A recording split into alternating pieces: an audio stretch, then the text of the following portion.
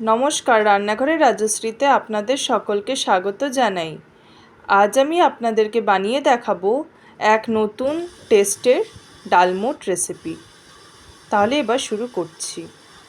আমি এখানে 500 গ্রাম ছোলার ডাল ভালো করে ধুয়ে নিয়েছি।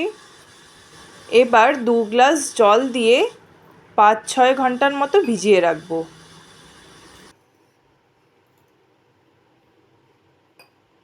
ছোট 1 চামচ খাবার সোডা দিয়ে 5-6 ঘন্টার মতো ভিজিয়ে রাখবো।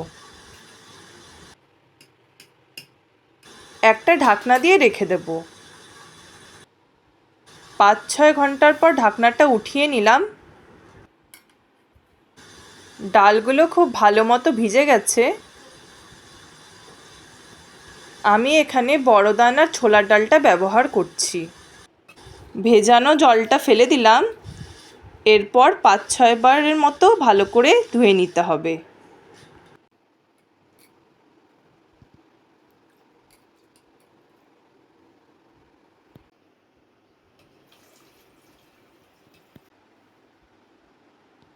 পাঁচ ছয় বারের মতো ধোয়া হয়ে গেল।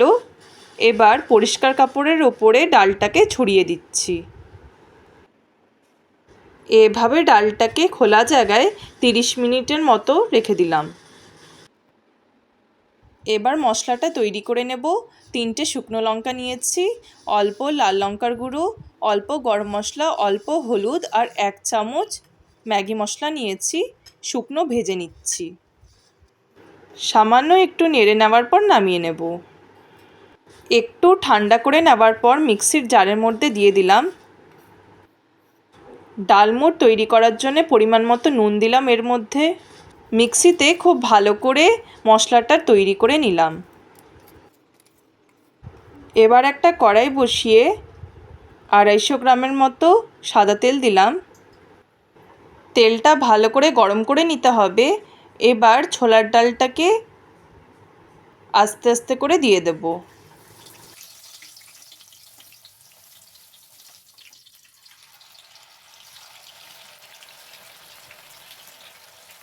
খুব ভালো করে নেড়ে যেতে হবে।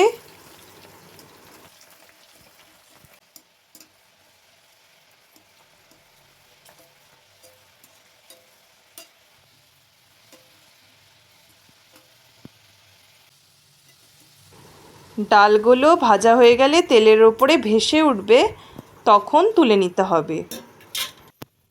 ভালো মতো হয়ে গেছে, ডাল ভাজার আওয়াজটা শুনে মনে হচ্ছে। এভাবে পুরো ডালটা ভেজে নিচ্ছি। সবগুলো ছোলার ডাল ভেজে নিলাম। এখানে আমি ছোট 1 বাটি কাঁচা বাদাম রেখেছি, সেটাকেও ভেজে নিচ্ছি।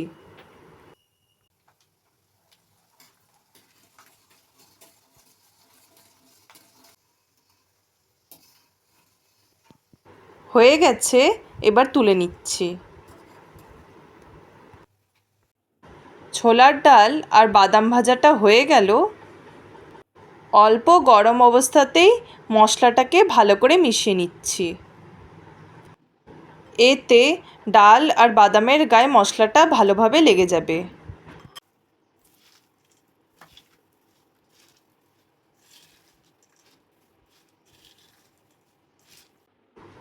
এক নতুন টেস্টের ডালমুট তৈরি হয়ে গেছে।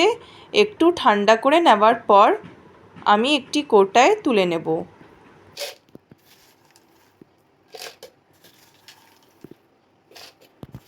নতুন টেস্টের ডালমুটের রেসিপিটি চা বা কফির সাথে খেতে বেশ ভালো লাগবে। আমার এই নতুন টেস্টের ডালমুটের রেসিপিটি যদি আপনাদের ভালো লেগে থাকে তাহলে প্লিজ লাইক আর সাবস্ক্রাইব করে দিয়েন।